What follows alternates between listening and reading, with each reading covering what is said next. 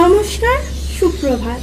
আজকে আমরা সকলে রাজা রামমোহন রায়ের 249তম জন্মবার্ষিকী উপলক্ষে সৃজনী কলা Kendra, the Raja Rammohan Roy institute of performing and visual আর্টসের তরফ থেকে সকল গুণীজন এবং সুধীজনদের জানাই স্বাগতম। আমরা আজ রাজা রামমোহন রায়ের পরিবারের তরফ থেকে পারিবারিক অনুষ্ঠান পালন করছি। রাজা রামমোহন রায় আমাদের পথপ্রদর্শক, আমরা তারই ভাবাদর্শে পরিচালিত। এই যুগস্রষ্টা তথা রাজা রামমোহনকে জানাই আমাদের সশ্রদ্ধ প্রণাম। আজকে আমাদের এই অনুষ্ঠান সূচনা করছি এক উদ্বোধনী সঙ্গীতের মাধ্যমে। আমরা আমাদের উদ্বোধনী সঙ্গীত একটি বেদগানের মাধ্যমে অনুষ্ঠিত করছি, যেটি সৃজনী কলা কেন্দ্রের ছাত্রছাত্রীরা পরিবেশন করে আপনাদের শোনাবেন।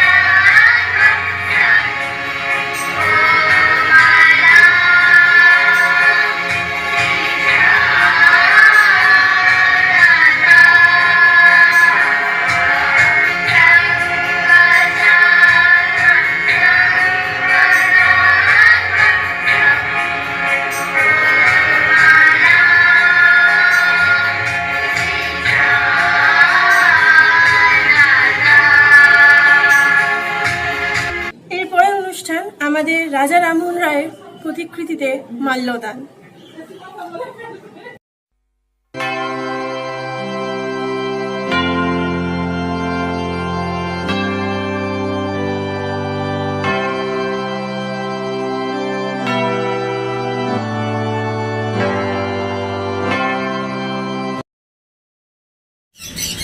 আমাদের মাল্যদান পর্ব এখানেই সমাপ্ত হলো। এরপর আমাদের স্বাগত ভাষণ প্রদান করবেন আমাদের সৃজনী কলা কেন্দ্রের পরিচালক শ্রীযুক্ত দেবদীপ রয়। আজ আমরা অত্যন্ত আনন্দের সাথে জানাচ্ছি যে ভারত পথিক তথা যুগস্রষ্টা রাজা রামমোহন রায়ের আমরা শুভ জন্মদিন প্রতি বছরের ন্যায় এবছরও আমরা আমাদের ইনস্টিটিউট সৃজনী কলা Kendra the Raja Rammohan Roy institute of performing and visual আর্টসে পালন করতে চলেছি। যদিও এবছরের উৎসব অন্য বছরের তুলনায় সম্পূর্ণই ভিন্ন, আমরা এবছর এক প্রবল আতঙ্কের মধ্যে রয়েছি। এই আতঙ্ক ভয়াবহ, এই আতঙ্ক এক বিভীষিকার ন্যায়। করোনা আতঙ্কে সমগ্র বিশ্ববাসীর সাথে আজও আমরা প্রবল আতঙ্কিত। আমাদের সমাজ জীবন থেকে শুরু করে আমাদের সবকিছু যেন একটা সবকিছুর মধ্যে আমরা যেন আবদ্ধ হয়ে পড়েছি। তবুও এই পরিস্থিতির মধ্য দিয়ে আমাদের যুগস্রষ্টা তথা মনীষী রামমোহন রায়কে আমরা জানাই সশ্রদ্ধ প্রণাম আজকের এই শুভ অনুষ্ঠানের মধ্য দিয়ে। তরফ থেকে অসংখ্য ধন্যবাদ শ্রী দেবদীপ রায় মহাশয়কে। এবার আমাদের সামনে বক্তব্য রাখবেন রবীন্দ্রভারতী বিশ্ববিদ্যালয়ের অধ্যাপক শ্রী জয়ন্ত রায়। আজকে আমাদের সমাজে রামমোহন রায়ের প্রাসঙ্গিকতা সব দিক থেকেই অত্যন্ত গুরুত্বপূর্ণ। যেভাবে আমরা রাজা রামমোহন রায়কে আমাদের দেশে স্মরণ করেছি বা করছি, তার থেকে আরও বেশি রাজা রামমোহন রায়ের প্রতি আমাদের শ্রদ্ধাশীল হওয়া উচিত ছিল। কিন্তু দুঃখের বিষয় যে ভারতের আজকে আধুনিক ভারতের যদি প্রতিষ্ঠাতা বলা হয় তাহলে রাজা রামমোহন রায়কেই বলতে হবে। কিন্তু তা সত্ত্বেও রামমোহন রায় কিন্তু অবহেলিতই থেকে গেছেন এবং রামমোহন রায় আজকে তার যে বিভিন্ন লেখা, বিভিন্ন কর্ম, সেই সব নিয়ে চর্চা গবেষণা হওয়া প্রয়োজন। সরকারের পক্ষ থেকে উদ্যোগ গ্রহণ করে রাজা রামমোহন রায়কে নিয়ে অনুষ্ঠান এবং শিক্ষা প্রতিষ্ঠান নতুন করে তার চর্চা গবেষণার মূল্যায়ন করা উচিত। আমরা আজকের ভারতবর্ষে তার প্রাসঙ্গিকতা সবথেকে বেশি বিভিন্ন কারণে। এক হচ্ছে নারীদের সমমর্যাদায় অধিকার এখনো প্রতিষ্ঠা হয়নি, যেই লড়াই তিনি দীর্ঘদিন ধরে লড়েছেন এবং আজও সেই কন্যাপণ, বধূ হত্যা, সম্পত্তির অধিকার থেকে মেয়েদের বঞ্চিত করা, বিভিন্ন বিষয়ে রামমোহন রায় তখন 248 বছর, আজকে তার জন্ম দিবস, তখন সেই সময়ে দাঁড়িয়ে যে লড়াই করেছিলেন, একই লড়াই আজকের ভারতবর্ষেও, প্রযুক্তির ভারতবর্ষেও, বিজ্ঞানের ভারতবর্ষেও সেই লড়াই লড়তে হচ্ছে। এদিক থেকে রামমোহন তার প্রাসঙ্গিকতা আমাদের প্রতি পদক্ষেপে মনে হয়েছে ভীষণভাবে জরুরি। সেই সঙ্গে তিনি যে স্বপ্ন দেখেছিলেন যে শিক্ষিত ভারত তৈরি করা, সেই শিক্ষিত ভারত কিন্তু আজও সর্বক্ষেত্রেই যে শিক্ষার হার 100%, আমাদের 130 কোটি 32 কোটি দেশে, জনসংখ্যার দেশে, সেটা হয়ে ওঠেনি। সেই শিক্ষার অগ্রগতির দিক থেকেও তার যে ভাবনা, সেটিও আজকের দিকে সমানভাবে প্রাসঙ্গিক এবং তার শুধু চিন্তাভাবনা তা নয়, তার যে বলিষ্ঠ চরিত্র, দৃঢ়তা, সত্য কথা বলবার যে সৎসাহস, সেইটাও আমার মনে হচ্ছে যে আজকের সমাজে ভীষণভাবে তার অভাব, নেতৃত্ব দানের অভাব, নেতৃত্বহীনতায় মৌন আজকে ভারতবর্ষ। আমরা আমাদের চোখের সামনে এমন কোনো আদর্শ খুঁজে পাই না যে আদর্শ দেখে মানুষ অনুপ্রাণিত হতে পারেন। এইখানে যেন রাজা রামমোহন রায় তার প্রয়োজনীয়তা এবং তাকে মনে করা, তাকে সম্মান জানানো, তাকে বিশ্লেষণ করবার প্রয়োজনীয়তা অত্যন্ত জরুরি হয়ে পড়েছে। আমি আশা করব যে কাজ দেবদীপ রায় তারা করছেন তাকে আরও আমাদের সকলে মিলে এনকারেজ করা দরকার, উৎসাহ দেওয়া দরকার, এবং এই উৎসাহ প্রদানের মধ্য দিয়ে, পারস্পরিক সহযোগিতার মধ্যে দিয়ে সারা ভারতবর্ষে রামমোহন রায়ের চর্চা হোক। রামমোহন রায়কে প্রথমে বিদেশিরাই, দুর্ভাগ্যের বিষয় এটা আমাদের, বিদেশিরাই সর্বাগ্রে তাকে নিয়ে চর্চা করেছেন, তাকে নিয়ে আলোচনা করেছেন, তাকে সম্মান জানিয়েছেন। কিন্তু আমাদের দেশে রামমোহন রায়কে নিয়ে প্রথমে সেরকম কোনো চর্চাই হয়নি। বলা বাহুল্য যে 3 ব্রাহ্ম সমাজের যে সময়কাল, সেখানে আমরা দেখতে পাই যে সাধারণ ব্রাহ্ম সমাজ প্রতিষ্ঠিত হওয়ার পরে 1878 খ্রিস্টাব্দের পর থেকে রাজা রামমোহন রায়কে নিয়ে চর্চা হয়েছে। রবীন্দ্রনাথ ঠাকুর রাজা রামমোহন রায় সম্পর্কে যে সমস্ত মূল্যবান লেখাগুলো লিখেছেন, সেই সমস্ত লেখা পড়লে বোঝা যায় অনেক গবেষক, মাননীয় ব্যক্তিবর্গ, তারা কেউ কেউ রামমোহন রায়কে নিয়ে কাজ করেছেন। আমাদের দৃষ্টি থাকবে যে ভবিষ্যতে রামমোহন রায়কে আমাদের সমাজে আরও বেশি করে উপস্থাপিত করা এবং রামমোহন রায়ের ভাবাদর্শকে দিকে দিকে ছড়িয়ে দেওয়া। নমস্কার। ধন্যবাদ শ্রী জয়ন্ত রায় মহাশয়কে। এবার আমাদের সামনে বক্তব্য রাখবেন রায় পরিবারের এক সদস্য এবং দেশবন্ধু বিদ্যাপীঠের শিক্ষক শ্রী অনুপ রায় মহাশয়।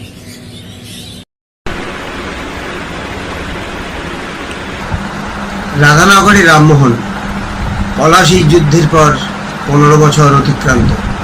1752 খ্রিস্টাব্দে মতান্তরে 1774 খ্রিস্টাব্দ, বহু বিতর্কের পর সরকারি মতে 1772 খ্রিস্টাব্দের 22 মে একাদশে এদেশে যে শিশুটি জন্ম হলো, সেই শিশুটি তার পরবর্তী কর্মজীবনের উল্ল মুক্তির এবং যুক্তির বাণীবহ। হুগলি জেলার রাধানগর গ্রামের রায়বান রামকান্ত বন্দ্যোপাধ্যায়ের প্রথম পুত্র জগমোহনকেই বা কজনে ছিলেন, কিন্তু দ্বিতীয় পুত্র রামমোহন একেবারে ছেলেবেলা থেকেই আশ্চর্য মেধাবী, আর ক্রমে তিনিই হলেন এদেশের নবযুগের অগ্রদূত। তবে তার আগে আমাদের জেনে নিতে হবে সেকালের রাধানগরের পরিপ্রেক্ষিত। খানাকুল, কৃষ্ণনগর, রাধানগর অঞ্চলের ইতিহাস জানতে হলে আমাদের প্রথমে বুঝে নিতে হবে ঐতিহাসিক, ভৌগোলিক, সামাজিক ও সাংস্কৃতিক ঐতিহ্যমণ্ডিত পরিমণ্ডলটি। রাজা রামমোহন রায়ের জন্মস্থান রাধানগর তখন ছিল প্রাচীন খানাকুল কৃষ্ণনগর সমাজের অন্তর্ভুক্ত। রামমোহনের জন্মের 350 বছর আগে এই খানাকুল অঞ্চলে পত্তন হয়। সদ্য হরপ্রসাদ শাস্ত্রী বলেছেন, খানাকুল কৃষ্ণনগর 1400 থেকে 1500 পর্যন্ত 100 বছরের মধ্যে স্থাপিত হয়।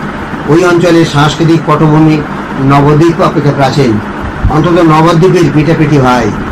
রাধানগরের প্রথম রামমোহনের স্মারক তার জন্মস্থলে নির্মিত স্বল্প পরিসরে একটি বেদি।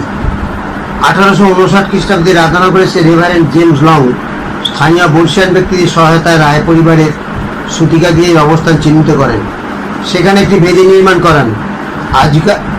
অনেককাল পরে 20 শতাব্দীর সূচনায় 1902 খ্রিস্টাব্দে বিশিষ্ট দার্শনিক আচার্য ব্রজেন্দ্রনাথ শীল রাধানগরের গুরুত্ব উল্লেখ করে ওই স্থানকে জাতীয় উৎসব ও রামমোহন মেলা অনুষ্ঠানের উপযুক্ত বলে বর্ণনা করেন। শেক্সপিয়ারের জন্মস্থান স্ট্র্যাটফোর্ডের ন্যায়, এমারসনের জন্মস্থান কনকর্ডের ন্যায় রাধানগর তীর্থক্ষেত্র হয়ে উঠুক তিনি এরূপ আশা পোষণ করতেন। 1916 খ্রিস্টাব্দে রাধানগরে রামমোহনের স্মৃতি মন্দিরের ভিত্তিপ্রস্তর স্থাপিত হয়। রামমোহনের পুত্র রাধাপ্রসাদের দরিদ্র কন্যা হেমলতা দেবী ভিত্তিপ্রস্তর স্থাপন করেন। তিনি ছিলেন রবীন্দ্রনাথ ঠাকুরের জ্যেষ্ঠ ভ্রাতা দ্বিজেন্দ্রনাথের পুত্র ও দীপেন্দ্রনাথের পত্নী। এই স্মৃতি মন্দিরের নকশা প্রস্তুত করেছিলেন রবীন্দ্রনাথ।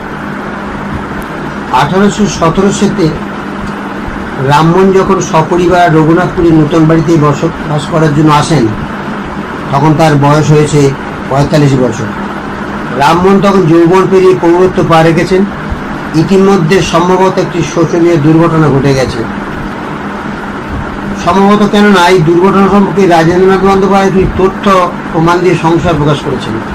প্রচলিত কাহিনী হলো, রামকান্তর জ্যেষ্ঠ পুত্র লাঙ্গলপাড়া বাড়িতে মারা গেলে তার পত্নী অলকা মঞ্জুরিকে রঘুনাথপুরের শ্মশানে সহমরণে বাধ্য করা হয়।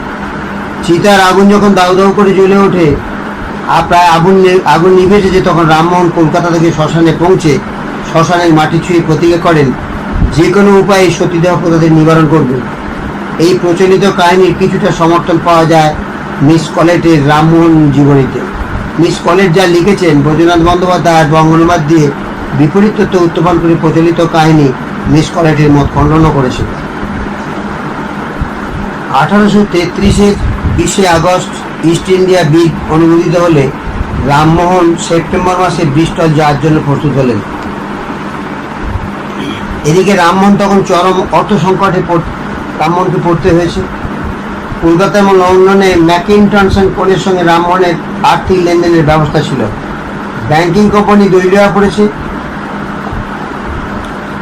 1833-এর 30 জুলাই তারিখে পত্রে কোর্টের ব্যক্তিগত সিকিউরিটিতে রামমোহনকে ঋণ দানে তার অসম্মতি জানিয়ে দিল।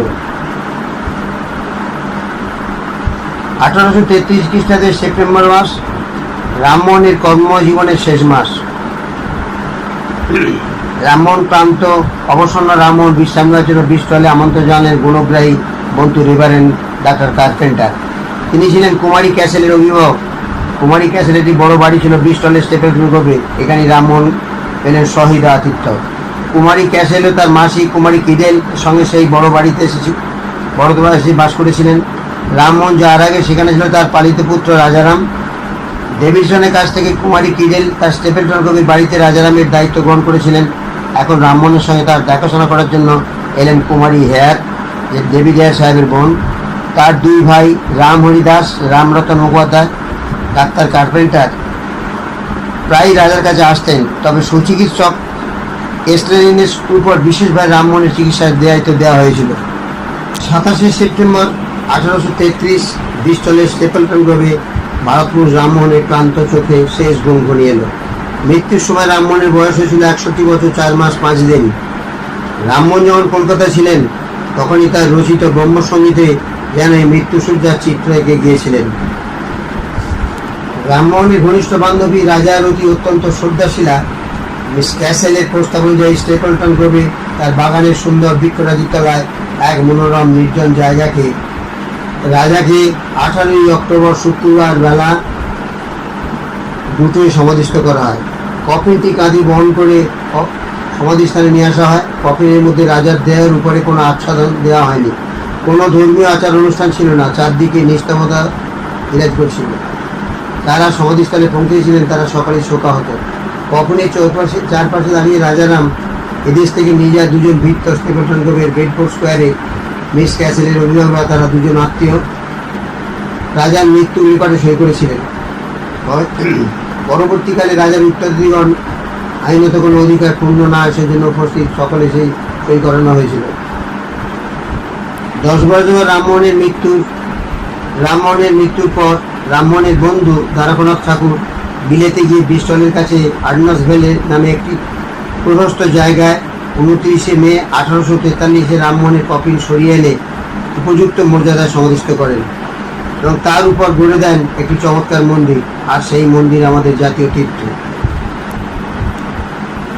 আমি রামমোহনের শাখা বংশধর হিসেবে 20/5/6 সালে আমি লন্ডনের উদ্দেশ্যে রওনা দিই। রাজা রামমোহন রায়ের জন্মস্থান থেকে মাটি নিয়ে একটি তাম্রপাত্রে আমি রাধানগরের মন্দির সংগঠে মাটি নিয়ে এই লন্ডনের উদ্দেশ্যে রওনা দেওয়ার সময় ভায়া ব্যাংকক হয়ে আমরা ইউরোপের 8টা দেশ ঘুরে লন্ডনে পৌঁছাই। লন্ডন থেকে 140 কিলোমিটার দূরে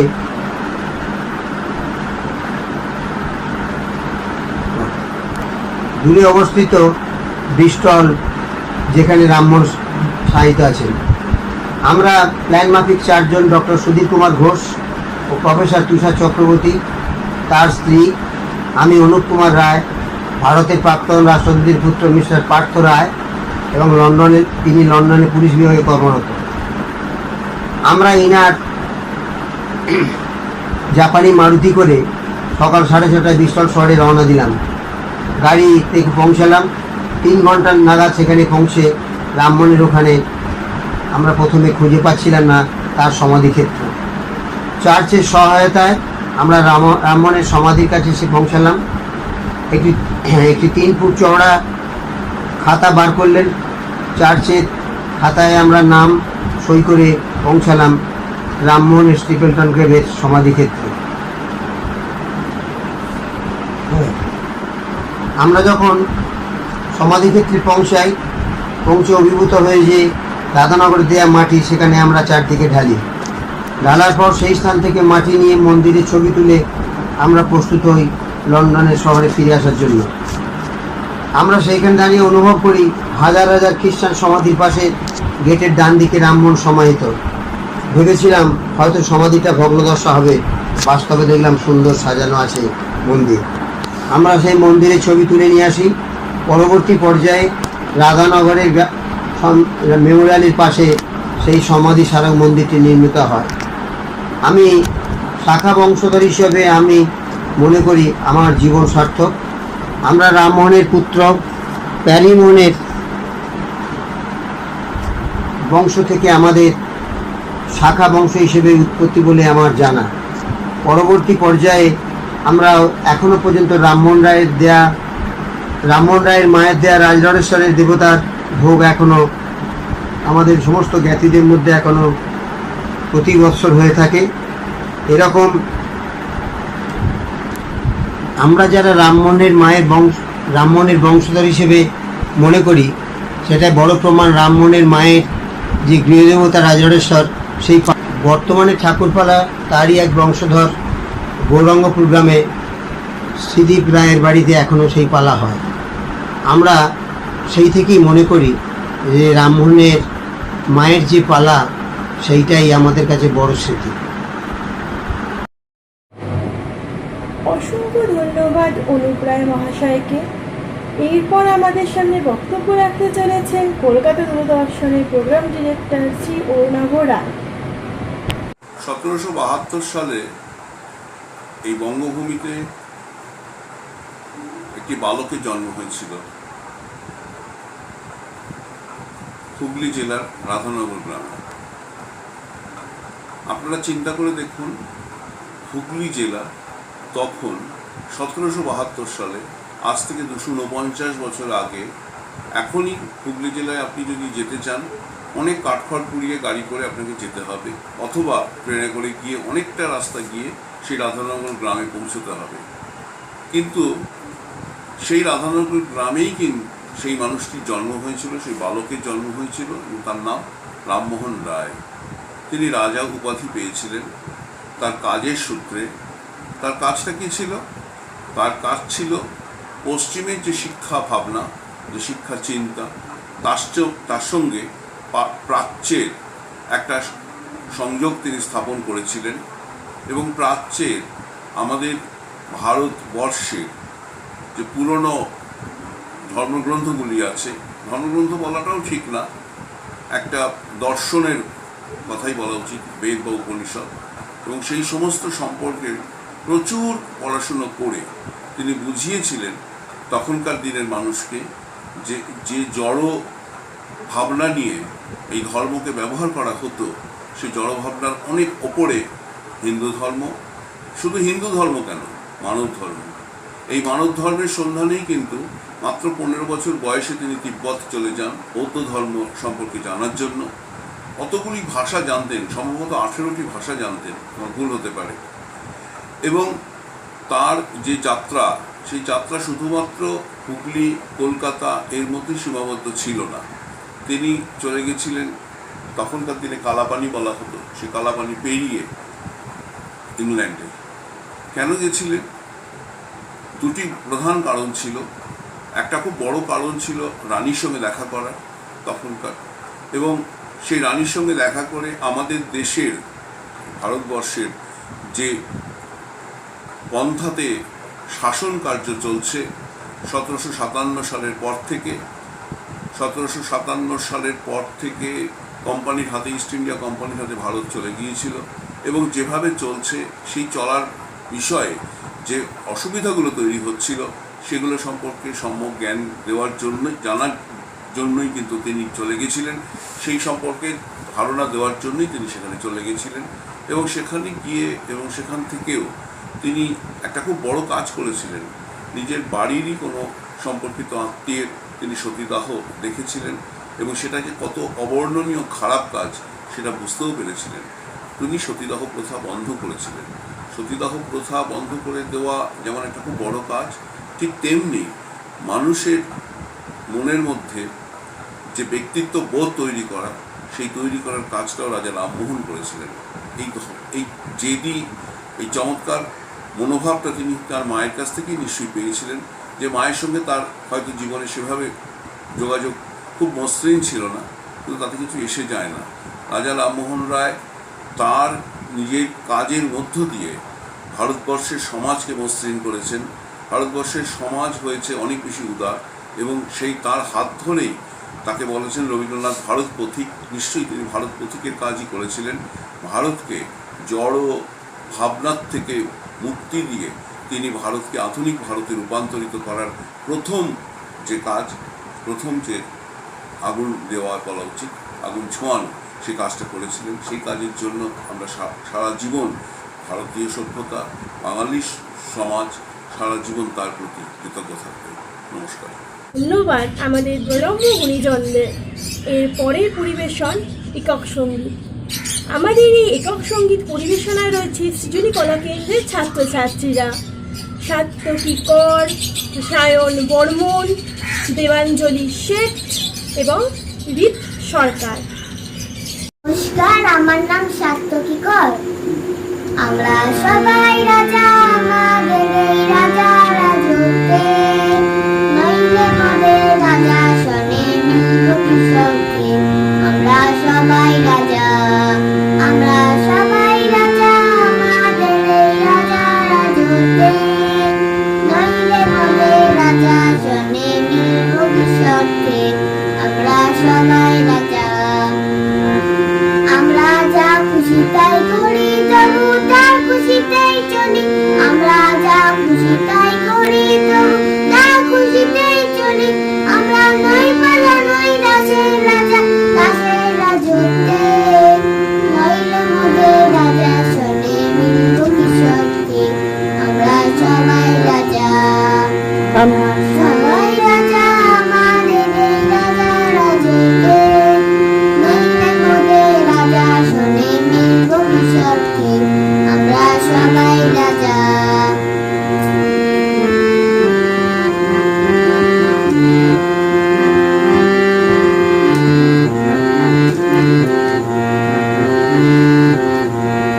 রাজা সবারে দেন মান, সে মান আপনি ফিরে পান।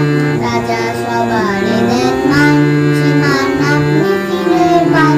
মোদের খাটো করে রাখেন কেউ কোনো অসুখে, নইলে মোদের রাজা শোনে মিলব কৃষককে। আমরা সবাই রাজা। আর চলব আপন পথে, শেষে মিলব তারের পথে। আমরা চলব আপন পথে, শেষে মিলব তারের পথে। ওরা করব না কোনো বিফলতা, বিষম অবর্তে, নইলে মোদের রাজা শোনে মিলব কৃষককে। আমরা সবাই রাজা, আমরা সবাই রাজা, আমাদের এই রাজা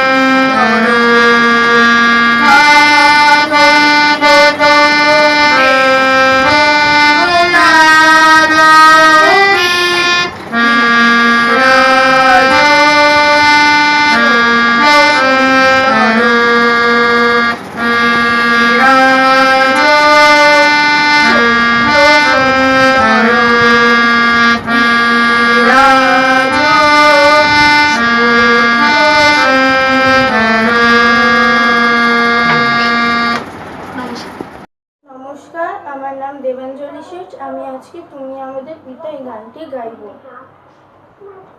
তুমি আমাদের পিতা,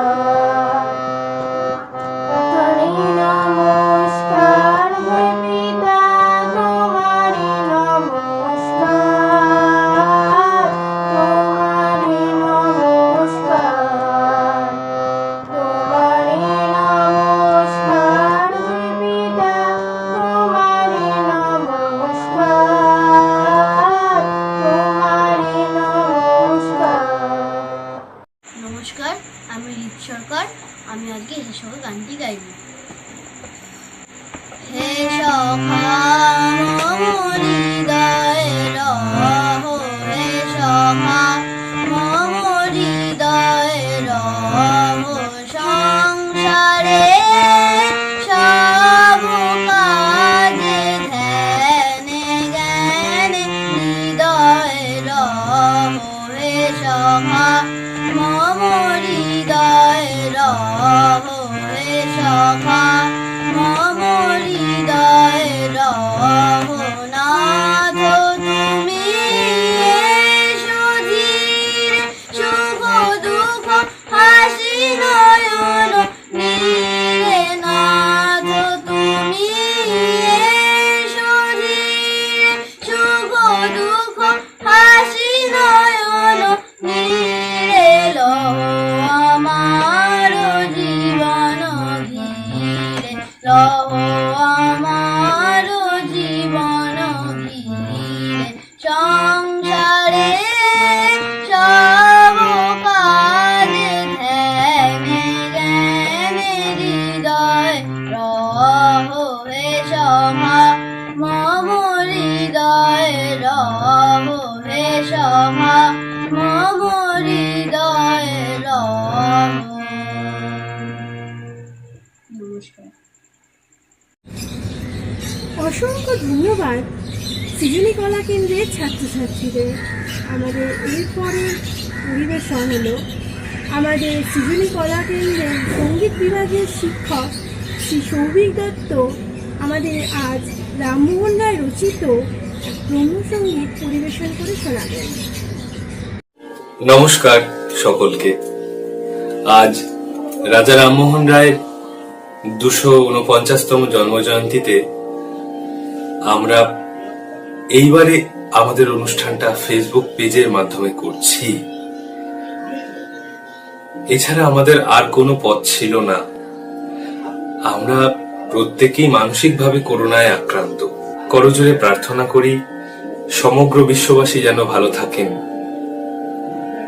অসুস্থ যারা রয়েছেন তারা খুব তাড়াতাড়ি যেন সুস্থ হয়ে ওঠেন, আর যারা আমাদের মধ্যে নেই তাদের প্রতি শ্রদ্ধা ও প্রণাম।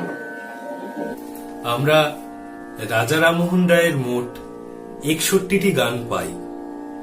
তার মধ্যে 14টি গানের স্বরলিপি করেন কাঙালিচরণ সেন, আর এই 14টি গানই মূলত সাধারণ ব্রাহ্ম সমাজ থেকে স্বরলিপিবদ্ধ হয়। আর রামমোহনের সঙ্গীত শিক্ষা কালী মির্জার কাছে এই তথ্য আমরা পাই। রামমোহন রায়ের রচনায় যে নিরাকার ব্রহ্মের অর্চনার কথা আমরা পাই, আজ এই সময়ে পরিস্থিতির বুকে দাঁড়িয়ে এই গানই আমাদের সম্বল, আমাদের আত্মশক্তি যোগায় এই গান।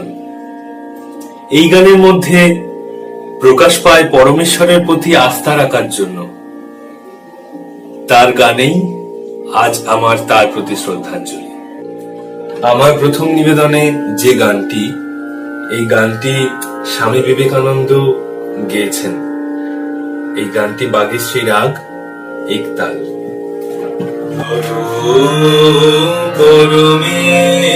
পরমেশ্বরে সরম পরমেশ্বরে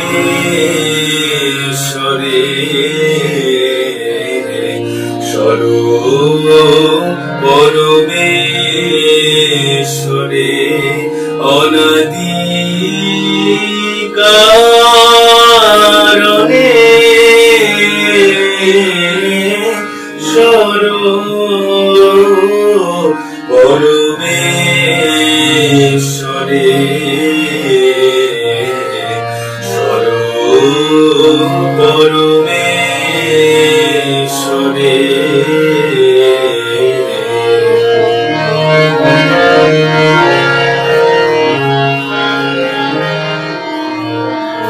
বিবেক বৈরাগ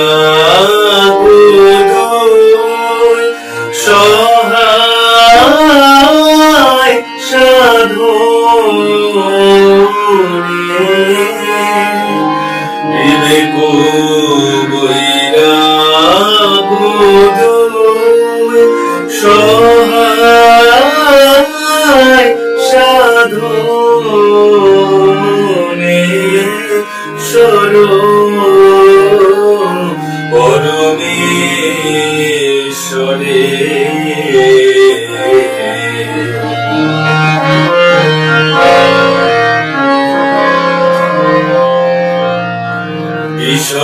বিষয়ের দুঃখ নানা বিষয়ের উপাসনা বিষয়ের দুঃখ নানা বিষয়ের উপাসনা তেজ মোর এ যন্ত্রণা সুপ্ত ভাব মনে সরম পরমেশ্বরে সরম পরমেশ্বরে সরম পরমেশ্বরে অনাদি কারণে সরম পরমেশ্বরে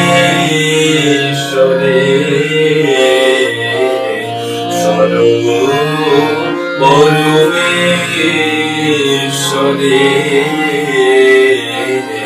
সরম পরমেশ্বরে।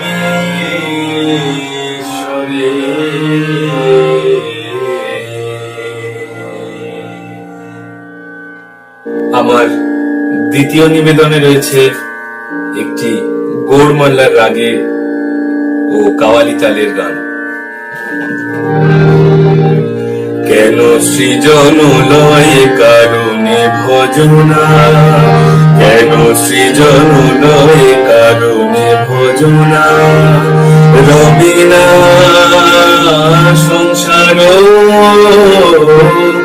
অনল দহন যাতনা, কেন সৃজন লয় কারণে ভজনা, কেন সৃজন লয় কারণে ভজনা, রবিনা সংসার অনল দহন যাতনা, কেন সৃজন লয় কারণে ভজনা।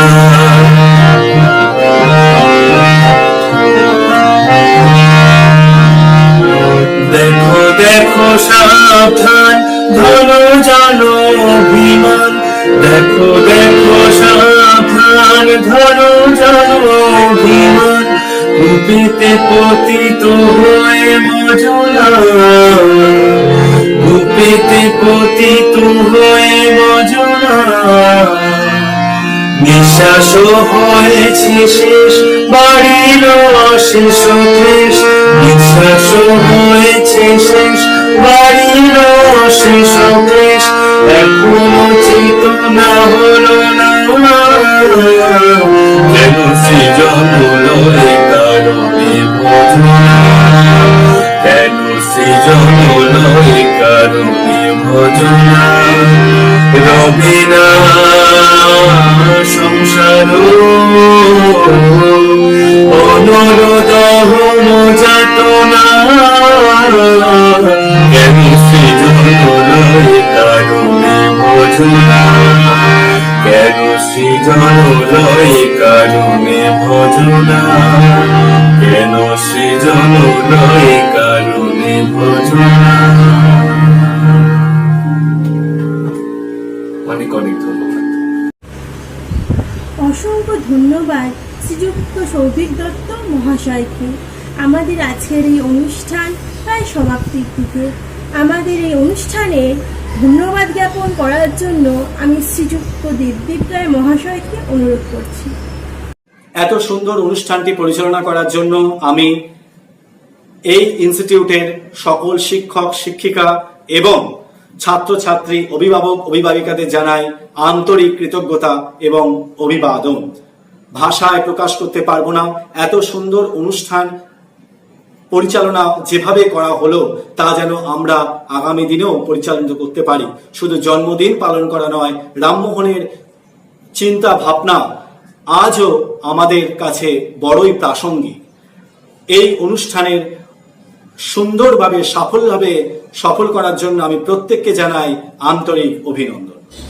শ্রীযুক্ত দেবদীপ রায় মহাশয়কে জানাই অসংখ্য ধন্যবাদ। আমাদের আজকের এই ছোট্ট অনুষ্ঠানটি আমরা এখানেই শেষ করছি। সকলকে জানাই সকলেই সুস্থ থাকুন, ভালো থাকুন, বাড়িতে থাকুন এবং সতর্ক থাকুন। আমাদের আজকের এই অনুষ্ঠানটি আমরা সমাপ্তি সঙ্গীতের মাধ্যমে শেষ করব। আমাদের আজকে সৃজনী কলা কেন্দ্রের ছাত্রছাত্রীরা একটি ব্রহ্মসঙ্গীত পরিবেশন করে শোনাবেন। শুদ্ধ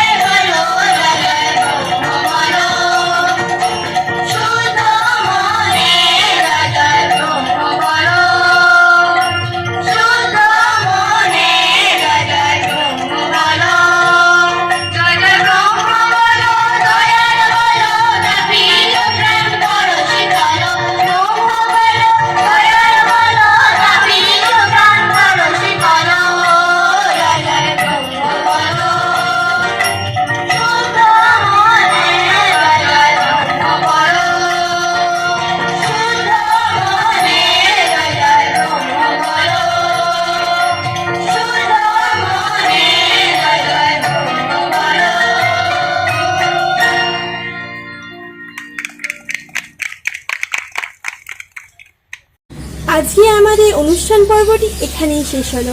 সকলকে জানাই অত্যন্ত ধন্যবাদ। নমস্কার।